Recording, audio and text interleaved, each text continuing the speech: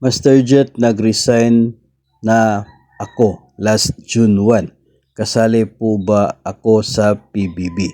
So kung June 1, 2025, ito pong kanya pong resignation, ay talagang kasali pa siya sa PBB 2023. Kasi yung coverage ng PBB 2023 for school-based personnel ng DepEd ay August 1, 2023 hanggang sa July 31, 2024. So kung ngayong taon lamang nag-resign ay automatic po 100% talaga yung covered sa kanya pong performance-based bonus. So makakatanggap pa rin po. Dapat po ay kontakin kayo ng inyo pong AO2 sa school para po kayo ay ma-inform, no, na kasali pa rin po kayo sa PBB ninyo. Ngayon, kung 2024 yung kanya pong resignation ay since until July, no, so nasa 2 buwan, 1 to 2 months lang yung hindi niya na complete doon po sa cycle ng PBB 2023. So umabot pa rin sa at least 9 months yung kanya pong naging service. Maliban na lang kung mayroon pa siyang iba pang mga leave of absences sa period ng August 2023 hanggang July 2024. So, kung yung naging actual service ay hindi po bababa sa 9 months, ay eligible naman sa buo na PBB, no? Buong gross amount ng PBB.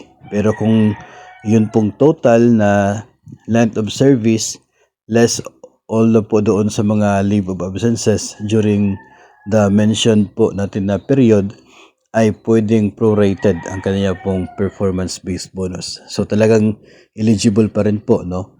Kahit nag-resign na o kaya ay nag-retire, kahit po yung namatay, no, na personnel, basta meron po siyang service sa period ng performance-based bonus na at least 3 months, no, ay meron pa rin po makukuha sa kanya pong performance-based bonus. So yun po ang tungkol sa atin pong PBB na hinihintay hanggang sa kasalukuyan dahil eligible na po yung Department of Education.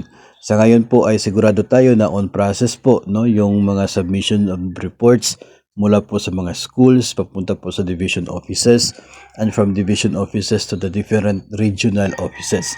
Ganun po kasi yung mangyayari, no? Manggagaling talaga sa school yung listahan ng mga eligible personnel papunta sa division office for consolidation, tapos isasubmit sa regional office for consolidation naman, and from there ay pwedeng direct to the CO, no? Siguro sa CO ba yun or sa DBM diretso yung kanila pong submission. Basta from regional office ay kinakailangan pa rin po yung i-validate ng mga personnel po ng atin pong PBB Secretariat at maging ng DBM bago po ito mabibigyan ng pondo na siya pong magiging